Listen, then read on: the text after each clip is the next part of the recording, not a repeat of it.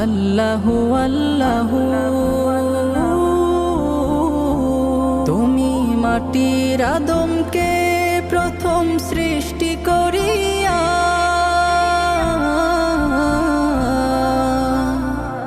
তুমি মাটির আদমকে প্রথম সৃষ্টি করিয়া ঘোষণা করিয়া দিলে শ্রেষ্ঠ বলিয়া, তাই নূরের ফেরেশতা করে আদমকে সিজদা, তাই নূরের ফেরেশতা করে আদমকে সিজদা। তুমি সবার চেয়ে দিলে মাটির মানুষকে সম্মান। আল্লাহু আল্লাহু তুমি জাল্লে জালালু, শেষ করা তো যায় না গে তোমার গুণগান।